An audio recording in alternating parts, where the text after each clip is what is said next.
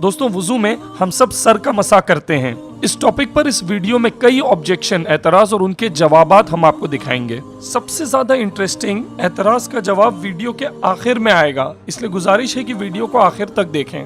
आइए सबसे पहले बुनियादी एतराज क्या है ये देखते हैं। दोस्तों मसा करने के लिए हम अपने हाथों को एक मर्तबा भिगा लेते हैं, ठीक। फिर सबसे पहले गीले हाथों को सर पर फेरते हैं। सेकंड, कानों का मसा करते हैं।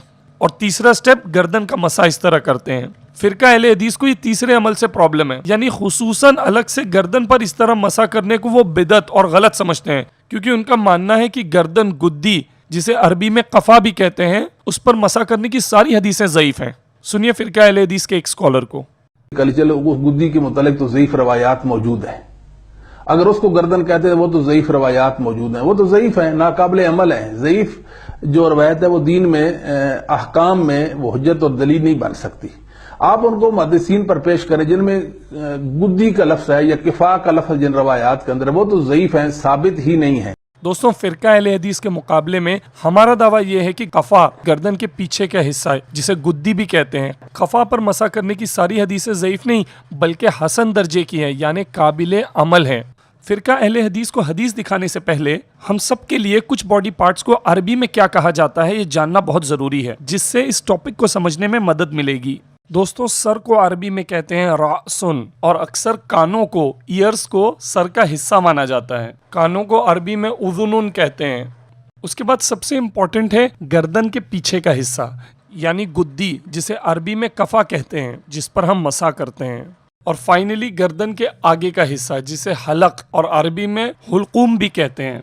दोस्तों अब हमारी आने वाली दलील फिरका अहले हदीस के दावे को गलत साबित कर देगी। हम दलील में आपको एक ऐसी हदीस बताने जा रहे हैं जो हजारों साल पहले लिखी गई, और ये हदीस इतनी ज्यादा मजबूत है, इसकी सनद इतनी ज्यादा स्ट्रॉन्ग है कि आज तक किसी एक ने भी कफा गर्दन पे मसा करने की इस हदीस को ज़ईफ नहीं कहा है। अल्हम्दुलिल्लाह। सुनिए हमारी दलील। 1000 साल से भी पहले के मुहद्दिस इब्ने आदी रहमतुल्लाह अलैह अपनी किताब अल कामिल वॉल्यूम 1 पेज 361 पर हदीस लाते हैं कि आप सल्लल्लाहु अलैहि वसल्लम ने फरमाया, मुझे वुजू का हुक्म दिया गया तो जिब्रील अलैहिस्सलाम ने मुझे वुजू के फराइज बताए, मुझे फर्ज वुजू करवाया, और मैं इसमें इस्तिंजा करना, कुल्ली करना, नाक में पानी डालना, कानों का मसा करना, हाथों और पैरों की उंगलियों का खिलाल करना, और गर्दन, कफा, गर्दन पर मसा करने को मसनून यानी सुन्नत करार देता हूँ। अल्हम्दुलिल्लाह। यानी आप सल्लल्लाहु अलैहि वसल्लम इस हदीस में खुद कफा यानी गर्दन पर मसा करने को सुन्नत बता रहे हैं।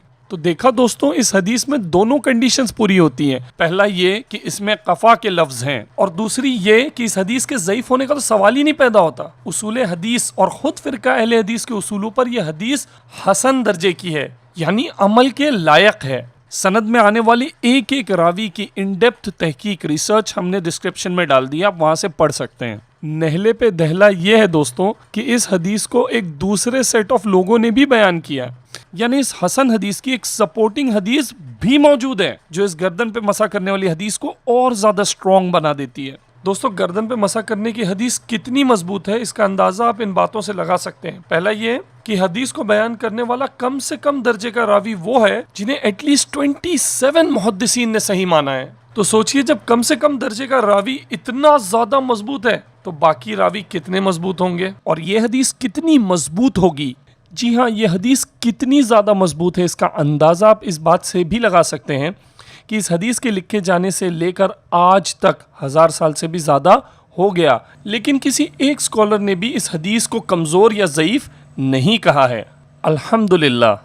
दूसरी बात यह है कि इस हदीस को बयान करने वाले इन लोगों के अलावा एक और सेट ऑफ लोग भी हैं जिन्होंने ठीक यही हदीस को बयान किया। गर्दन पर मसा को बिदअत समझने वालों का होश उड़ जाएगा जब हम उन्हें बताएंगे कि सलफ के बहुत सारे और बहुत बड़े बड़े मुहद्दिसीन स्कॉलर्स हैं हजारों साल पहले के, जो गर्दन पर मसा किया करते थे। मिसाल के तौर पर इमाम अहमद बिन हम्बल रहमतुल्लाह अलैह। वो पूरी लंबी लिस्ट आप डिस्क्रिप्शन में जाकर देख सकते हैं।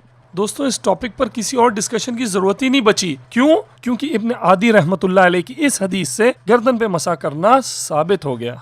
चलिए गर्दन पर मसा करने की दूसरी हदीसें भी देखते हैं। आप सोच रहे होंगे कि पिछली हदीस से हमने गर्दन पे मसा करना ऑलरेडी साबित कर दिया है, तो अब दूसरी हदीसों को देखने की क्या जरूरत। बिल्कुल सही, दूसरी हदीसें हम सिर्फ इसलिए डिस्कस कर रहे हैं ताकि आपको हमारे और फिरका अहले हदीस के बीच में नॉलेज, हदीस की समझ, एकेडमिक्स और इंटेलेक्चुअलिटी में कितना ज्यादा फर्क है ये पता चल सके। चलिए देखते हैं दूसरी हदीस। दोस्तों सहा सित्ता की किताब है सुनन अबू दाऊद, उसमें इमाम अबू दाऊद ने काब बिन अम्र रज़ियल्लाहु ताला अन्हु सहाबी से गर्दन पे मसा करने की एक और हदीस लाई है। सुनन अबू दाऊद की काब बिन अम्र रज़ियल्लाहु ताला अन्हु की हदीस पर फिरका अहले हदीस के बुनियादी दो एतराज हैं। पहला ये कि हदीस में कजाल के लफ्ज इस्तेमाल हुए हैं, ना कि कफा यानी गुद्दी के। इसका जवाब बहुत आसान है। हदीस के नीचे ही हदीस लिखने वाले इमाम अबू दाऊद रहमतुल्लाह अलैह ने लिखा है कि हदीस में आए लफ्ज कजाल से मुराद कफा ही है, और इमाम अहमद बिन हम्बल रहमतुल्लाह अलैह ने भी कजाल का मतलब गर्दन के शुरू का हिस्सा बताया है, ना कि सर। दोस्तों देखिए स्कैन पेज पर आपको खुद दिख रहा है कि इमाम अबू दाऊद ने हदीस के साथ ही ये बात लिख दी कि कजाल से मुराद कफा यानी गुद्दी है। अब सोचिए कि फिरका अहले हदीस के लोग अहले सुन्नत से नफरत में किस कदर डूबे हैं कि लिखा होने के बावजूद भी एतराज करते हैं। दोस्तों 1000 साल पहले सलफ के इमाम अबू दाऊद इमाम अहमद बिन हम्बल रहमतुल्लाह अलैह के खिलाफ जाकर आज को ये दावा करने लगे कि हदीस लिखने वाले से ज्यादा हदीस हमें समझ आने लगी है, और हदीस में कजाल से मुराद कफा यानी गुद्दी नहीं है। तो हम आपको बता दें कि फिरका अहले हदीस के इस दावे पर सलफ का एक भी स्कॉलर नहीं है। अल्लाह रहम करे। फैसला आसान है दोस्तों आपके लिए, या तो हदीस लिखने वाले इमाम अबू दाऊद और इमाम अहमद बिन हम्बल रहमतुल्लाह अलैह और हमारी बात मान लें, या फिर सलफ को मानने का दावा छोड़ दें। दूसरा एतराज इस हदीस के ऊपर यह है कि इस हदीस की सनद ज़ईफ है। तो दोस्तों इसका जवाब यह है कि इस हदीस की भी सपोर्टिंग हदीसें मिलती हैं, यानी दूसरे लोगों ने भी ये हदीस बयान की जिसकी वजह से ये हदीस भी मजबूत और अमल के लायक हो जाती है। काब बिन अम्र रज़ियल्लाहु ताला अन्हु की हदीस पर एक और बारीक नुक्ता हम आपको बताकर फिर इंशाल्लाह तीसरे सेट ऑफ हदीसों की तरफ चलेंगे। फिरका अहले हदीस के एक स्कॉलर थे शमशुल हक अजीमाबादी। गर्दन पे मसा करने वाली इस हदीस के नीचे एक और हदीस लिखी हुई है जिसको फिरका अहले हदीस के शमशुल हक अजीमाबादी ने अपनी किताब में लिखा है, और फिर उन्होंने भी वही एतराज पेश किया कि यहाँ कजाल से मुराद किफा यानी गर्दन नहीं है। लेकिन दोस्तों इसमें एक बहुत इंपॉर्टेंट और बारीक पॉइंट पे फिरका अहले हदीस का ध्यान नहीं गया, और ध्यान देते तो एतराज़ी खत्म हो जाता। सपोर्ट में आई इस हदीस का तर्जुमा कुछ इस तरह है।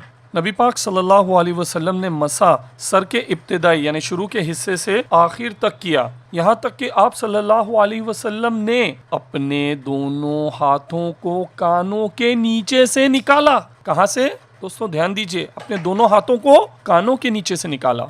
अगर हम लॉजिक की बात करें तो हदीस में आए कजाल पर मसा का तर्जुमा गर्दन पर मसा यानी गुद्दी पर मसा ही बन सकता है।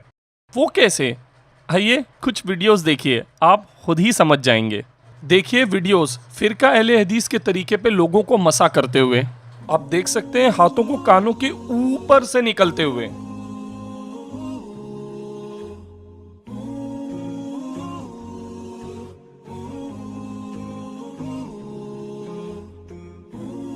देखा दोस्तों, अगर फिरका अहले हदीस के तरीके को ठीक ठीक फॉलो किया जाए तो हाथ कानों के ऊपर से निकलते हैं, जैसा कि आप वीडियो में खुद देख पा रहे हैं इतने सारे लोगों को।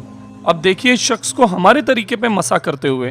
देखिए हमारे तरीके पे हाथ कानों के नीचे से निकल रहा है, और उस हदीस में भी आप सल्लल्लाहु अलैहि वसल्लम के हाथों का कानों के नीचे से निकलने का जिक्र मिलता है। यानी फिरका अहले हदीस के मुकाबले हमारा तरीका नबी पाक सल्लल्लाहु अलैहि वसल्लम के तरीके से मिलता है।